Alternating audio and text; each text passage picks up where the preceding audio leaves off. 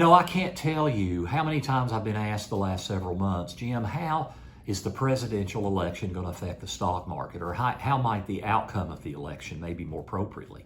I thought it would be worthwhile and go back and look at history. And there are several things I wanted to look at historically. So I went all the way back to 1789 and we looked at all the presidential elections and how the stock market has done in different presidents' terms. And there are three things I really want to focus on that we learned by doing this research. And one is, how does who in office, how does that affect the stock market?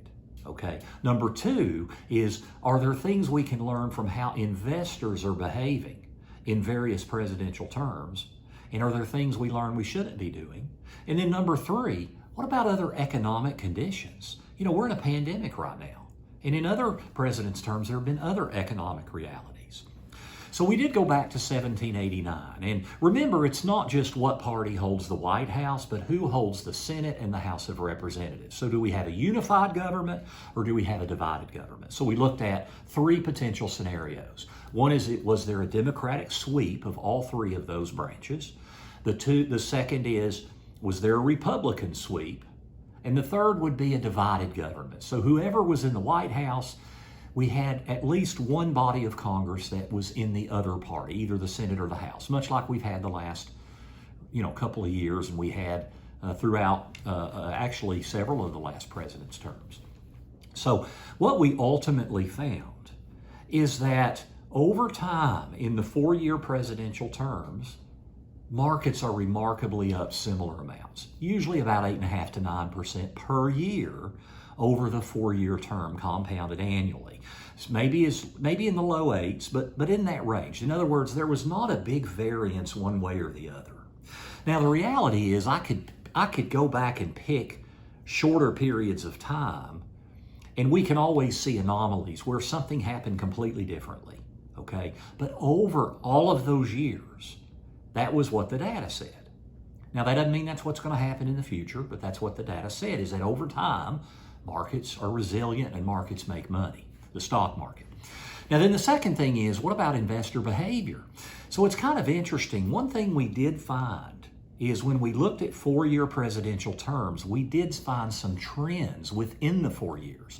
And the trends we found was that in the first 2 years of a president's term, the stock market generally did more poorly than the last 2 years of a presidential term. Now, that could be explainable a lot of different ways. Uncertainty about new government policy, or maybe it takes a while for government policy to make an impact. We've also got midterm elections in there. Bottom line, the last 2 years do better, historically, than the first 2 years. Now, again, there can always be exceptions to that, but that's what the data says over time. Investor behavior, however, has been the complete opposite. In the first 2 years, when markets were doing more poorly, investors were pouring money into the stock market and not into money market mutual funds, money markets and cash equivalents. The second 2 years, when markets were doing better, people were putting more money into money markets and cash equivalents. So investor behavior was the opposite of what they should have been doing. I think the lesson there is we have to be very careful that we don't let our emotions drive our short-term decisions, okay? Now, what about other economic realities? When we really look at history, it's been other economic realities that have really been driving the market in different, over time, all right? We're in a pandemic right now. We have a recession.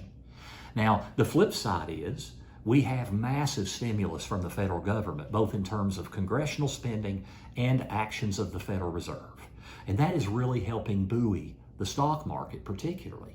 And you know what? All signs are that's going to continue to happen regardless of who holds the White House and who holds Congress.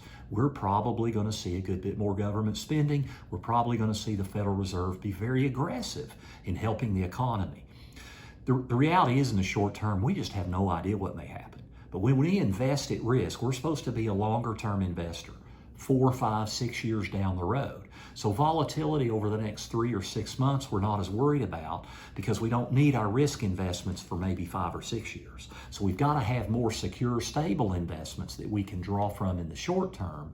And then to me, the bigger issue is the longer term impacts of all this government spending and policy from the Federal Reserve. How are we going to unwind all this? And how does your portfolio need to evolve over time? Because I'll tell you, what worked in the past may not work in the future. And that's why a good financial plan that can be dynamic and evolve over time, but has good short-term solutions for income with good long-term solutions for growth, is what investors and retirees need in today's world.